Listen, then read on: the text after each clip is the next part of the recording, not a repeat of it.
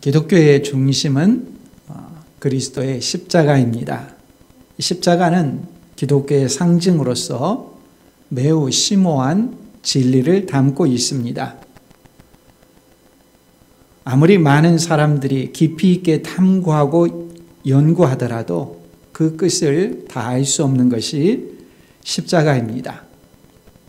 누군가가 십자가를 자세히 알고 싶다고 십자가 사건 자체를 대하면 깜짝 놀라게 됩니다. 무엇 때문에 놀라는가 하면 십자가가 그렇게 중요하다고 하면서 막상 예수님의 십자가에 못 박히시는 장면, 내용에 대해서는 너무 짧기 때문입니다. 역사의 중심이 그리스도의 십자가라고 하는데 그리스도께서 십자가에 못 박히시는 내용을 이렇게 짧게 간략하게 기록해도 되는가 생각이 될 정도입니다. 비유하자면 누군가가 여러 기자들이 예수님의 공생애 내내 사진기 또 캠코더를 가지고 다니면서 그 모든 행적을 다 찍었는데 막상 예수님의 십자가 못 박히는 장면을 찾아보니까 다른 것은 많은데 그 예수님이 십자가에 못 박히시는 장면은 그냥 스냅사진, 그것도 옆모습만 짧게 나온 다른 배경 속에 감추어진 모습과 같습니다.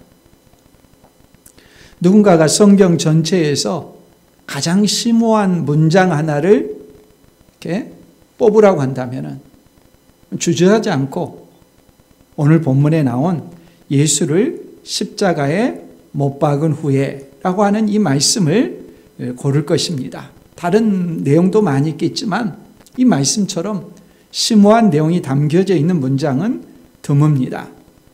불과 3단어입니다. 그리스어로 하면은 한 동사 안에, 분사로 쓰이는 한 동사 안에 내용들이 십자가에 못 박힌 예수님에 대한 내용들이 담겨 있습니다. 야박하다고 할 만큼 절제합니다. 대표적인 영어 성경 가운데 하나인 가장 고전적인 킹 제임스 버전은 They crucified him. 꼭 필요한 세 낱말만 사용했습니다. 그들이 그를 십자가에 못 박았다. 그게 다입니다. 아마 주의 깊게 성경을 읽어가지 않는다면 예수님께서 십자가에 못 박히셨다는 이 내용을 잊어버린 채 쉽게 간과하고 말 것입니다. 성경은 예수님께서 십자가에 못 박히셨다는 사실만 짧게 기록하고 있습니다. 십자가에 사용하는 나무가 어떤 종류의 재질인지, 그 길이가 얼마나 되는지, 너비는 얼마나 되는지, 무게는 얼마나 나가는지, 사용한 못은 몇 개인지, 어디에 못 박았는지 이런 내용들은 다 생략합니다. 십자가의 모양은 어떤지, 십자가가 서 있던 곳의 지형은 어떤지, 주변에 사람들은 누구누구가 있었고 어떤 사람들이었는지, 얼마나 모였는지 그런 내용을 다 생략합니다. 예수께서 십자가에 못 박히시는 과정들 다 생략하고 그냥 예수님께서 십자가에 못 박히시니라 이렇게만 처리합니다. 왜 그랬을까요? 우리의 관심사가 다른 곳으로 흐르지 않게 하시려는 것입니다. 십자가를 바라볼 때 사람들은 쉽게 감상적인 경향으로 흐를 때가 적지 않습니다. 중학교 때, 고등학교 때, 또 대학교 때 대부분의 수련회를 제가 다 참석을 했습니다. 수련회 하게 되면은 거의 마지막 전날 저녁이 되면은 십자가에 대한 말씀을 전합니다. 십자가 이야기를 하면서 거의 의도적으로 감상적인 분위기를 만들어 가기도 합니다. 십자가의 고통이 얼마나 큰 것인가 하는 것에 대한 내용들을 강조합니다. 십자가가 어떤 의미가 있느냐는 것보다도 십자가 자체의 육체적인 고통들, 그걸 강조하면서 내가 당해야 될 육체적 고통을 예수님이 대신하셨다. 이 부분을 강조하는 경향이 있습니다. 그러면서 그렇게 십자가의 어떤 감상적인 부분들을 강조하고 반응을 이끌어내고 그런 십자가에 대해서 사람들이 여기저기서 흐느끼거나 그러면은 그것이 은혜로운 집회로 결산이 나는 것처럼 생각합니다. 그러나 성경 자체를 우리가 냉정하게 들여다보면 사고 복음서 모두 다 예수님께서 십자가에 못 박히셨다는 내용들을 아주 간략하게 짧게 단순하게 말씀하고 있습니다. 더 이상 간결할 수 없을 정도로 짧고 단순합니다. 십자가는 분명히 그 형벌을 받을 때 육체의 고통이 크다는 것은 분명합니다.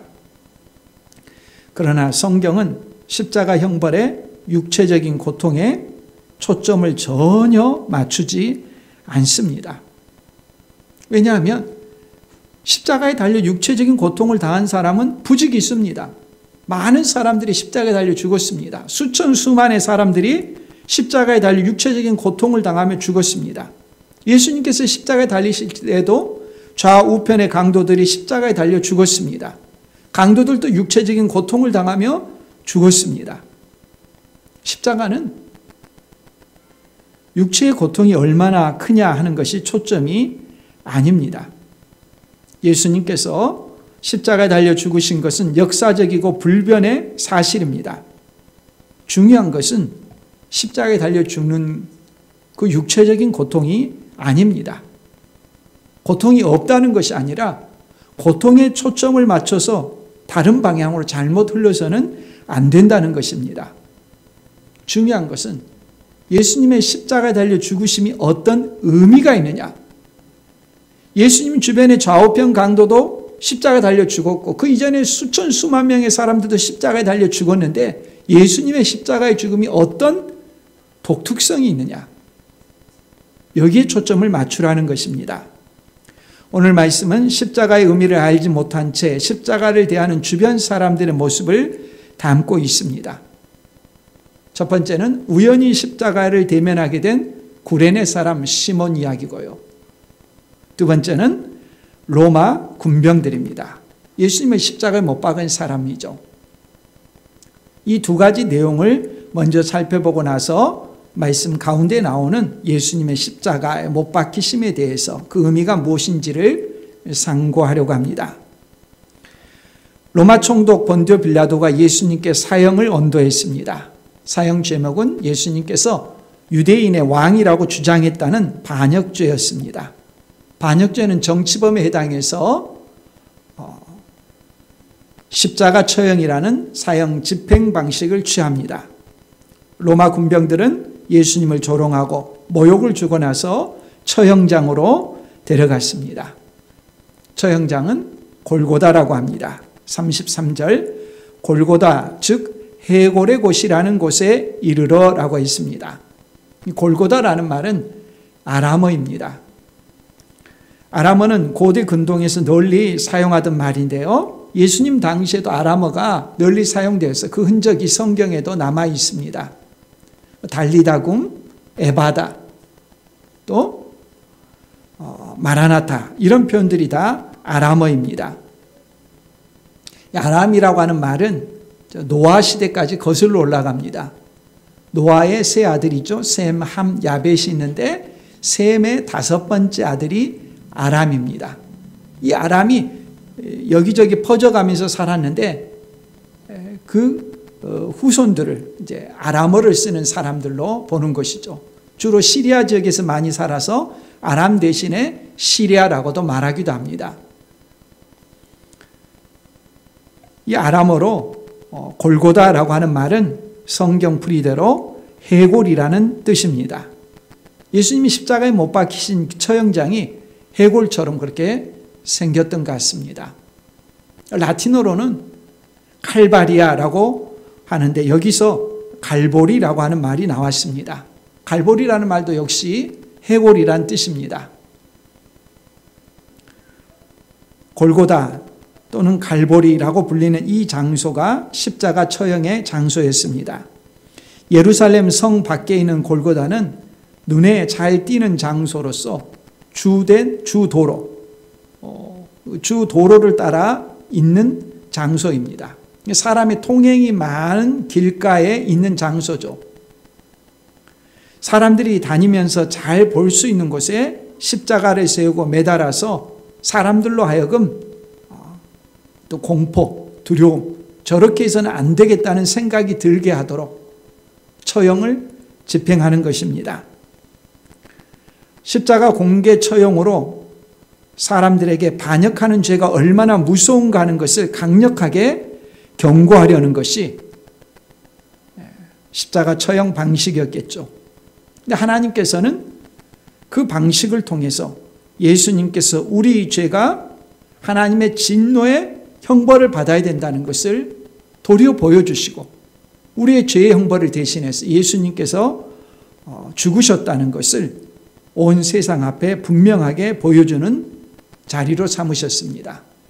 공개 처형의 방식으로 예수님이 죽으시는 방식을 택한 것이죠. 십자가는 잘 알려진 것처럼 처형 도구입니다. 지금은 액세서리로 사람들이 사용하지만 고대에는 처형 도구였습니다. 역사상 알려진 수많은 사형 방법들과 사형 도구들이 있지만 십자가 처형은 가장 잔인한 처형법 가운데 하나였습니다. 십자가는 말 그대로 열 십자에다가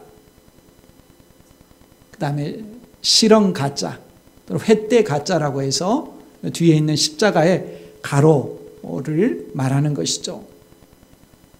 세워진 나무 위쪽에 긴 나무를 가로질러 사람의 두 손과 발을 못 박았습니다.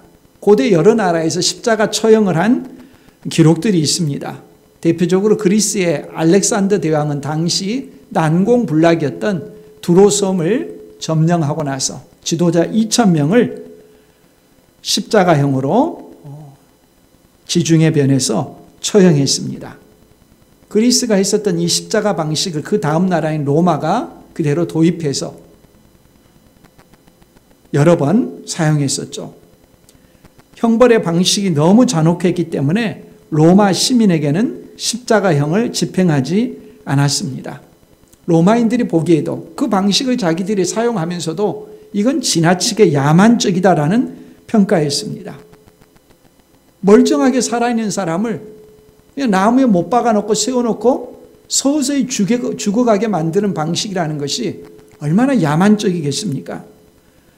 때문에 로마 시민은 그렇게 하지 않고 흉악범이나 정치적인 반역자들에게 십자가 처형을 했다고 합니다.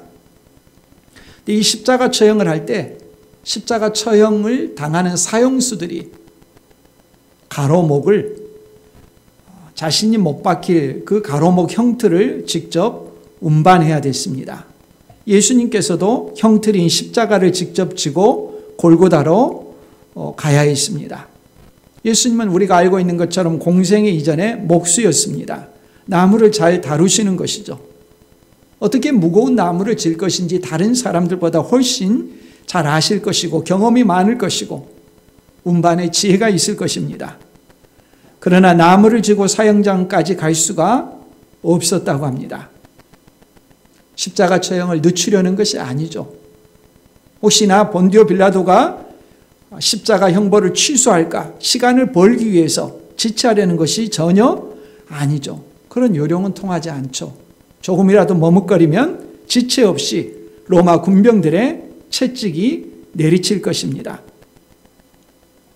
예수님께서 십자가 형틀을 직접 사형장까지 홀로 지고 가실 수 없었던 이유는 밤새 기도하시고 식사를 하지 못하시고 이리저리 끌려다니시고 기진맥진한 상태이기 때문이죠. 가혹한 채찍질을 당해서 피는 흐르고 체력이 매우 약해지셨죠. 몇 년 전 영화 패션 오브 크라이스트에서 예수님께서 채찍질 당하는 장면을 나름대로 고증해서 보여주었었죠. 수많은 채찍질에 또 골고다까지 가는 길에 채찍질을 당하면서 너무 힘에 겨워서 더 이상 운반할 수 없는 그런 상태까지 이르렀습니다. 로마 군병들이 이 문제를 해결해야 됐습니다.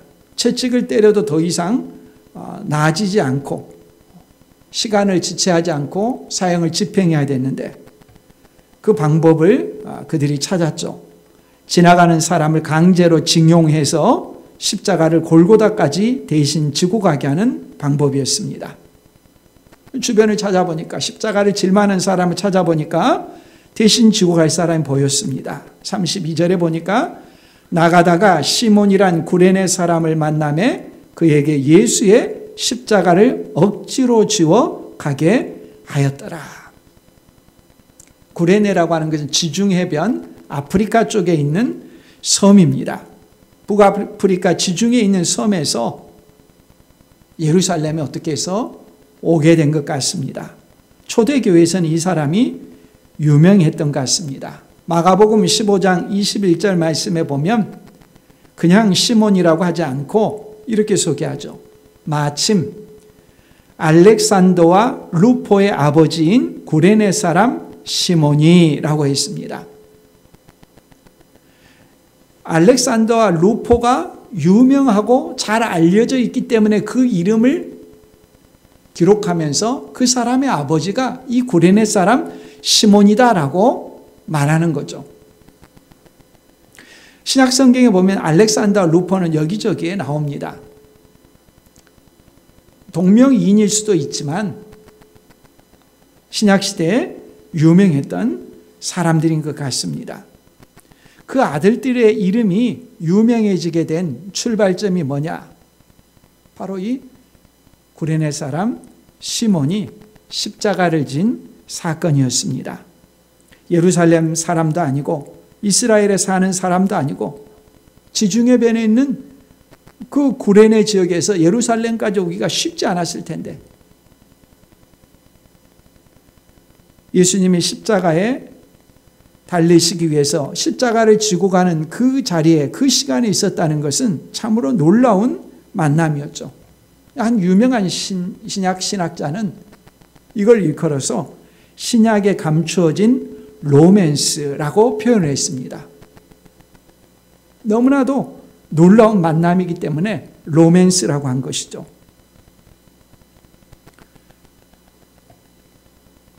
우리가 읽은 32절 말씀처럼 나가다가 시몬이란 구레네 사람을 만나매 이 만남이 너무도 놀라운 만남이고 인류 역사상 단 한 번 체험할 수 있는 그런 기이한 경험이었기 때문에 이 만남이 로맨스라고 한 것입니다. 그 만남은 자기가 원했던 것도 아니었죠. 로마 군병들에 의한 억지 만남이었습니다. 누군가가 우리에게 억지로 강요하는 것은 좋은 것이 아니죠. 억지로 누군가가 무엇을 시켰을 때 내키는 마음이 들지 않죠. 좋은 것은 아닌데,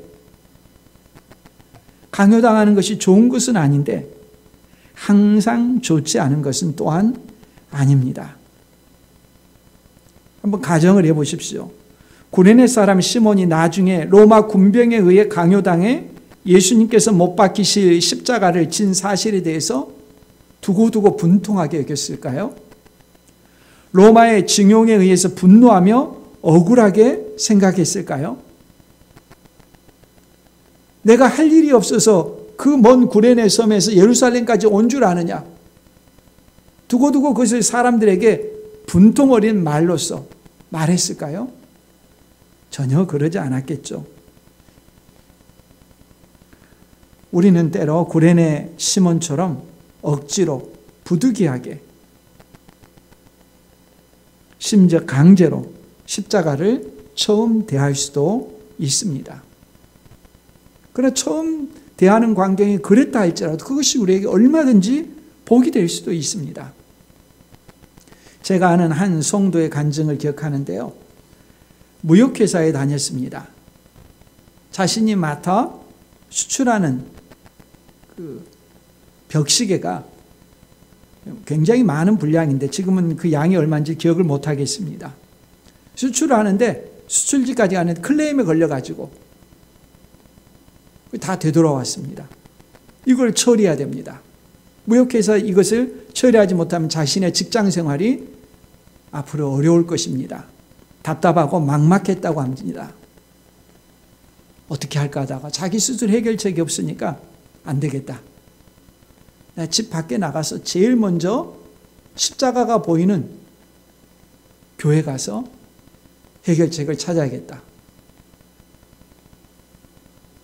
처음 십자가 보이는 교회 가고 기도했습니다. 문제를 깨끗이 해결받았습니다. 그렇게 출발했지만 그분은 믿음이 잘 자랐고 자신뿐만 아니라 온 가족이 예수님을 믿는 열매를 맺었습니다. 하나님의 섭리는 우리의 생각을 훨씬 뛰어넘습니다. 구레네 사람 시몬이 그냥 십자가를 지고 불평하고 원망만 했다면, 많은 사람이 있는데 왜 하필이면 내가 그것도 죽을 사람의 그 나무를 지고 기분 나쁘게 가야 되느냐, 투덜거리기만 했다면 예수님과의 만남이 아무 유익이 없었을 것입니다. 십자가를 운반하면서 이 십자가에 못 박히는 분은 누구지? 무슨 죄로 죽었지? 당연히 관심을 가지면서 어쩌면 곁에 계신 그 십자가에 못 박히실 예수님과 대화를 나눌 수도 있었을 것입니다. 그 만남이 헛되지가 않은 것입니다. 십자가의 의미를 깨달았을 때 예수님과의 만남이 의미가 있는 것이고, 더 이상 십자가는 무거운 노역이나 짐이 아니고 구원이고 생명이 되는 것입니다. 우리도 마찬가지입니다. 남들은 다 건강한 것 같은데 자신은 건강하지 못할 수 있습니다. 남들은 다 가족이 온전하고 아무런 문제가 없어 보이는데 자신의 가족에게는 여러 문제가 있는 것 같습니다. 다른 사람들의 가정에서는 직장에 아무런 문제가 없이 풍족하게 잘 사는 것 같은데 자신의 집은 늘 돈에 찌들리는 것 같고 힘든 것 같습니다. 실제로 그런 여러 가지 문제들이 삶을 어렵게 하고 지치게 하고 힘들게 할 수가 있습니다. 그러나 구레네 사람 시몬에서 보듯이 우리가 문제만 함몰된다면 아무런 유익이 없습니다. 그 시간이 하나님과의 만남의 로맨스가 될 수 있다는 것을 우리가 본문을 통해서 확인할 수 있습니다.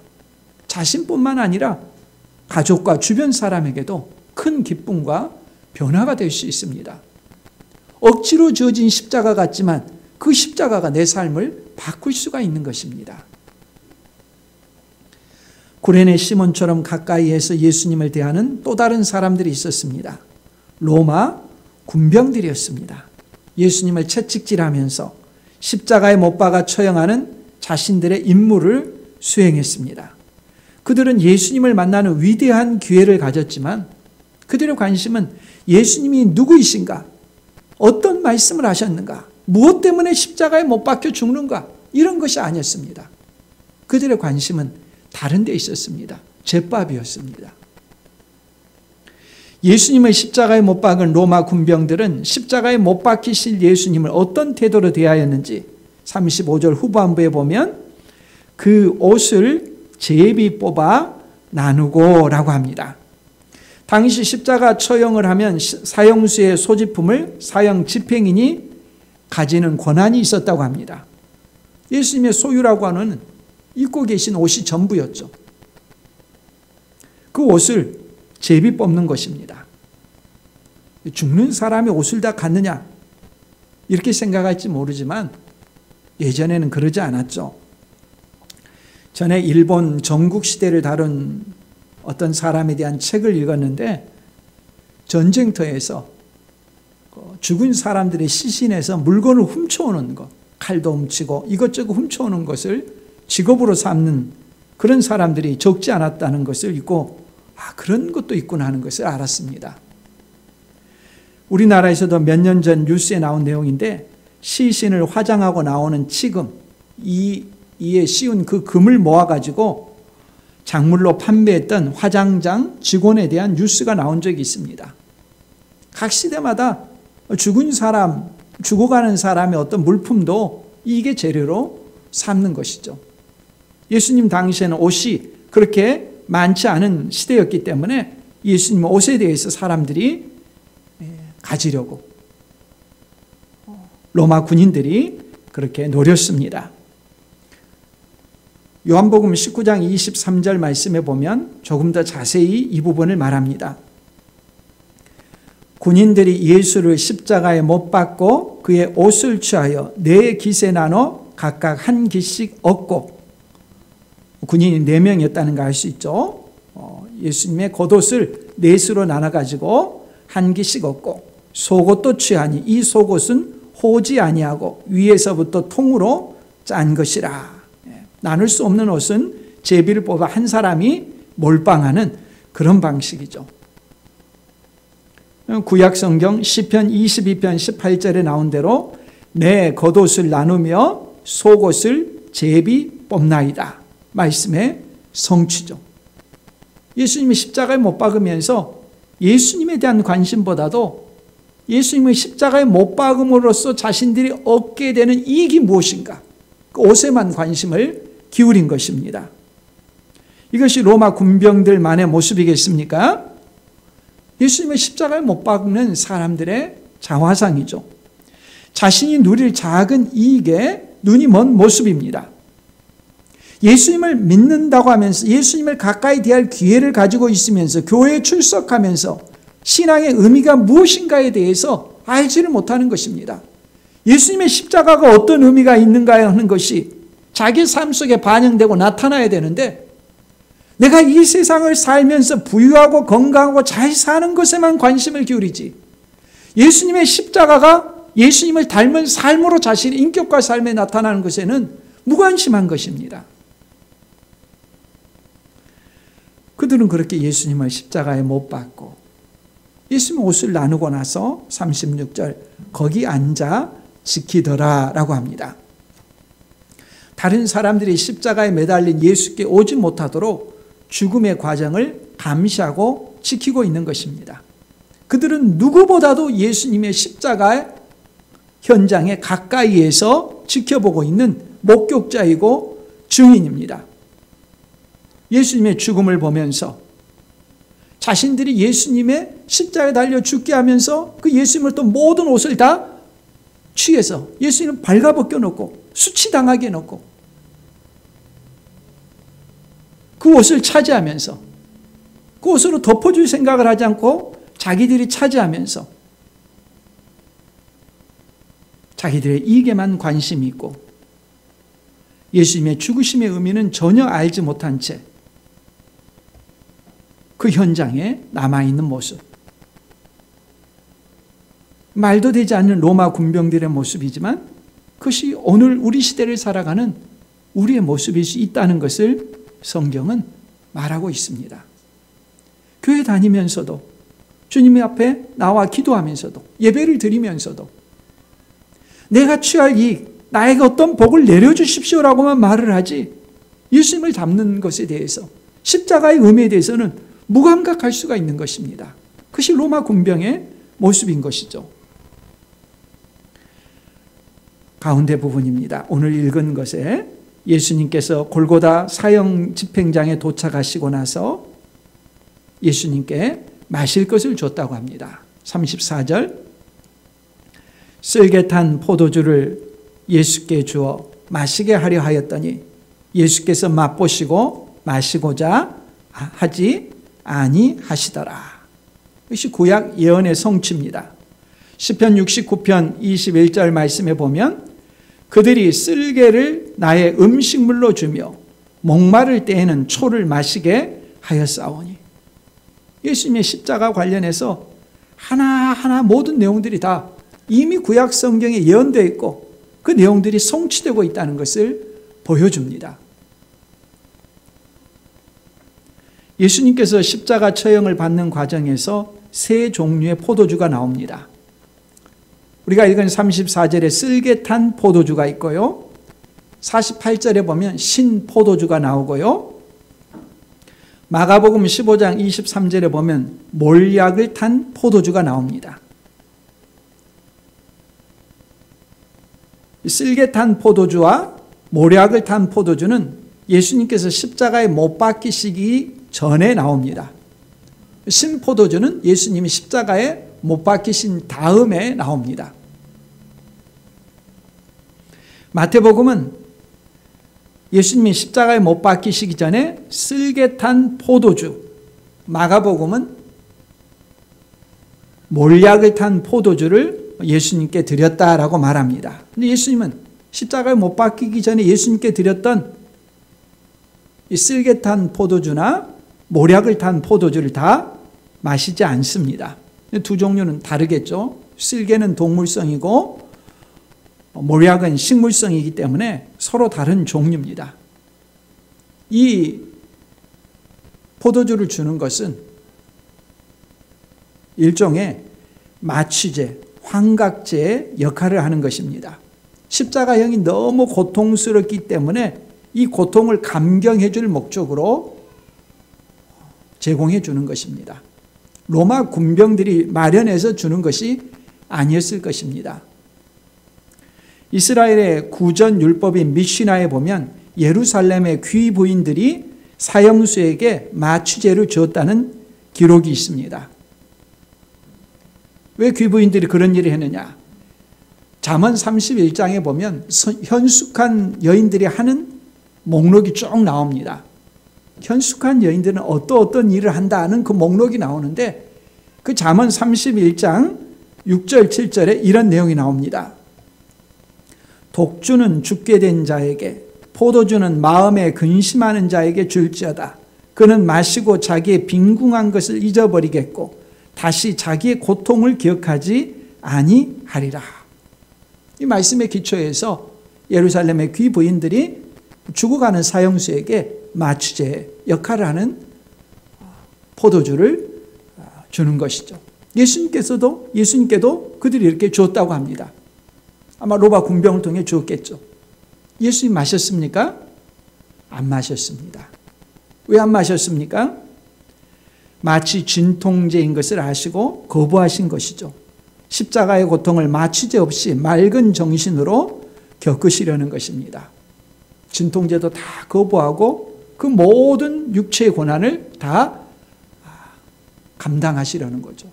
그런 예수님을 35절 그들이 예수를 십자가에 못 박은 후에라고 말씀이 나옵니다. 로마 군병들이 예수님의 손과 발을 십자가에 나무에 못 박았습니다. 보통은 수직 기둥은 이미 땅에 박혀 있고 수평대에다가 양손을 못 박는 것이죠. 당시 십자가형에 사용된 못을 발굴했는데 길이가 18cm 정도 된다고 하죠. 굉장히 긴 못이죠. 양손에 못 박으면 손이 몸을 지탱하다가 찢겨지니까, 그러면 몸이 고꾸라지니까 그렇게 하지 않고 손목에다가 못을 박는다고 하죠. 손목에 못을 박게 되면 신경을 건드린다고 합니다. 우리가 가끔 이 팔 뒤꿈치를 어딘가에 쿵 찍었을 때 그 신경 때문에 짜릿한 그런 느낌들이 있는데, 이 손목에 못질을 해서 신경을 건드리게 되면 이것을 굉장히 확대한 느낌, 신경을 누구의 표현대로 하자면 그냥 날카로운 어떤 벤제 같은 걸로 확 잡아당긴 느낌, 그런 고통이라고 그러죠.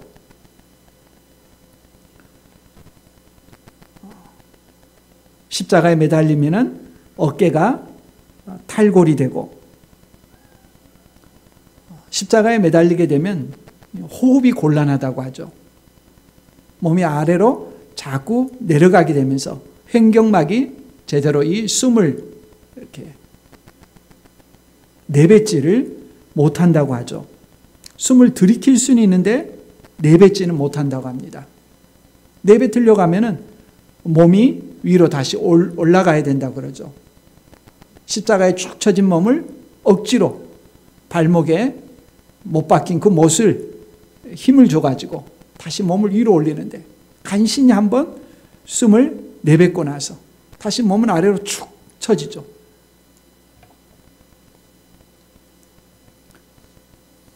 숨을 그렇게 쉬기가 힘들어지고 나중에는 호흡량이 줄어들고 몸에 이산화탄소가 쌓이고 혈액이 산성으로 변하면서 결국 질식사하는 것, 이것이 십자가형이라고 그러죠. 예수님께서 십자가에 달려 죽는 이 형벌을 당할 때 주변에 있는 다른 강도들도 십자가에 달려 죽고 있는데 그 차이가 어디에 있습니까?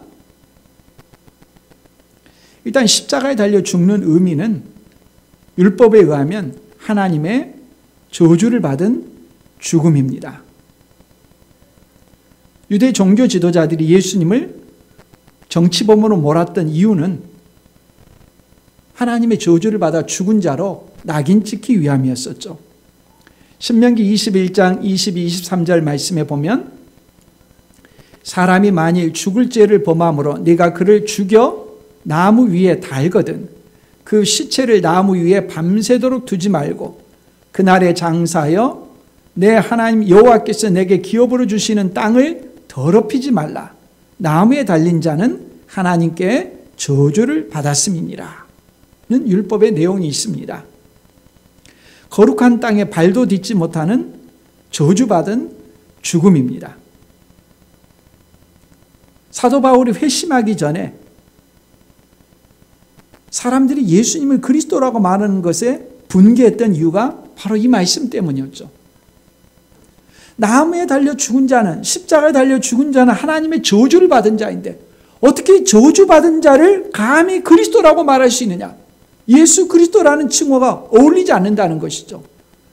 예수를 그리스도라고 말하는 그리스도인들을 잡아 죽이는 것을 자신의 사명으로 여겼습니다.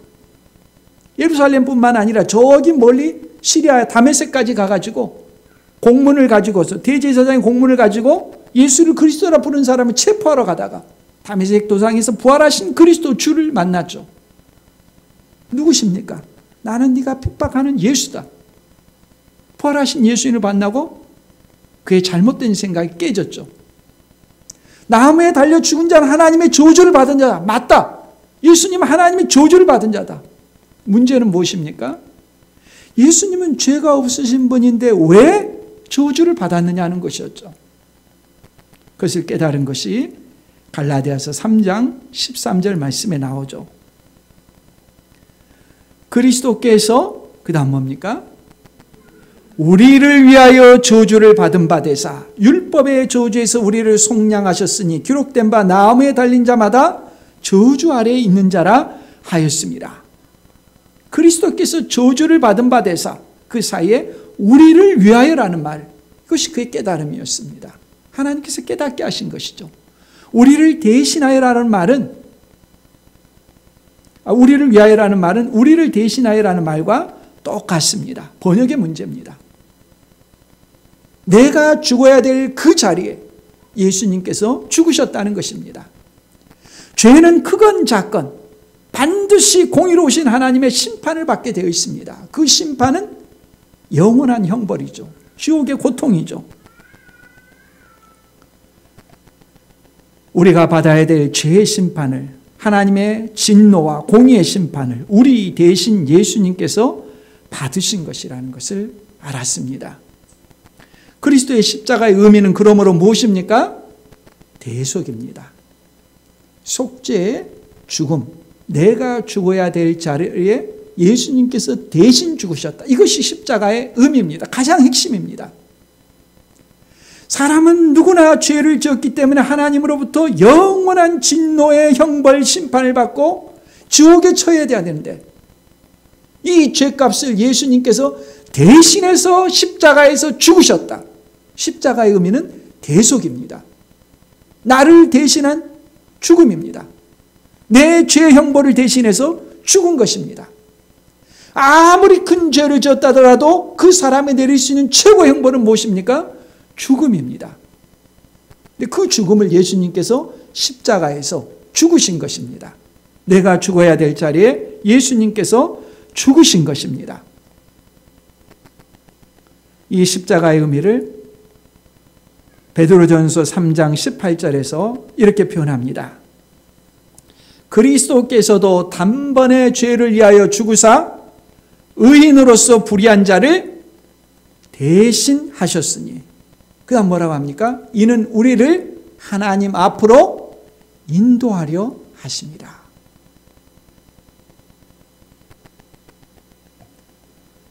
죄 때문에 우리와 하나님의 관계는 막혀 있었습니다.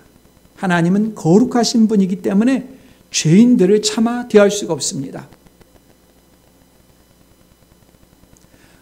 불 앞에 잘 타는 물건은 타질 수밖에 없듯이 공의로우신 하나님 앞에 죄인이라는 것은 영원한 형벌 외에 기대할 것이 아무것도 없습니다. 하나님 앞에 설 수가 없습니다. 하나님께 가까이 갈 수가 없습니다. 끔찍한 일입니다. 천국은 영원한 생명인데 다른 말로 하면 하나님과의 친밀한 교제 자리입니다. 늘 하나님 앞에 살아가는 자리입니다. 영생을 누릴 수가 없는 인간의 상황이었죠. 그런데 예수 그리스도께서 십자가에 달려 죽으심으로 우리를 대신하여 죽으심으로 우리가 하나님 앞에 나아갈 수가 있게 된 것이죠. 이것을 보여주는 것이 구약의 제사제도였죠. 특별히 7월 10일 대속죄일에는 대제사장만이 속죄 염소를 잡고 아무도 들어갈 수 없는 지성소에 들어가서 그 피를 뿌렸죠. 성수와 지성소 사이에 휘장이 가로막고 있어서 아무도 들어갈 수 없는데 오직 하나님께서 정하신 속죄 제물, 정하신 그 피만을 가지고 하나님 앞에 나갈 수 있다는 것을 가르쳐 주셨죠. 예수님이 십자가에 달려 죽으심으로 그 휘장이 찢겨지고 이제는 우리가 하나님 앞에 담대히 나가게 되죠. 그 피가 예수 그리스도의 십자가의 죽으심이죠. 배고픈 사람 앞에 진수성찬의 음식이 차려져 있어도 직접 먹지 않으면 자신의 배고픔에 아무 유익이 없습니다. 예수님의 대속의 십자가도 마찬가지입니다. 죄 용서함을 받고 영원한 생명 하나님과 교제를 누리기 위해서는 그것을 우리가 받아 누려야 합니다. 먹어야 합니다. 그래서 성경은 뭐라고 합니까? 내 것이 되게 하는 것을 믿음이라고 하는 것입니다. 믿음은 보이지 않는 것들의 실상입니다. 보이지 않는 것들을 내 것으로 삼는 방식을 성경의 전문 용어로 믿음이라고 합니다. 예수님께서 십자가 달려 죽으셨는데 그 죽음은 나를 위한 것이다. 내 죄를 대신한 것이다. 내가 받아들이는 것. 그걸 뭐라고 합니까? 믿음이라고 합니다. 세상에서 가장 값진 보화가 무엇입니까? 믿음입니다. 성경은 금보다 귀한 믿음이라고 합니다. 내가 이 믿음을 가졌습니까? 예수님께서 나를 대신해서 내 죄의 형벌을 대신해서 십자가 달려 죽으셨다. 그것이 내게 믿어집니까? 이보다 더 귀한 보화가 없습니다. 내가 인생의 주인이었던 삶을 내려놓고 내 죄를 고백하고 예수님을 내 주인으로 영접하는 것. 그것이 믿음의 고백입니다. 세상을 살아오면서 어떤 죄든지 아무리 큰 죄든지 혼자 끙끙 앓고 그 짐을 내가 해결하겠다. 안 됩니다. 없앨 수 있는 방법이 없습니다. 그 짐을 질 수도 없습니다. 어디로 가야 됩니까? 십자가로 가야 됩니다. 예수님께서 내 죄의 형벌을 대신 지시고 죄값을 치르셨습니다. 예수님의 죽음이 내 죄값을 대신한 죽음인 것을 믿는 사람, 그 사람에게 영원한 생명을 주시고 하나님과 영원한 교제를 누리게 하겠다고 약속하셨습니다. 하나님은 신실하십니다. 거짓말하지 않습니다. 성경에 약속해 주셨습니다. 예수 그리스도 대속의 죽음을 믿으시고 영원한 생명을 누리는 우리 모두가 될 수 있기를 바랍니다.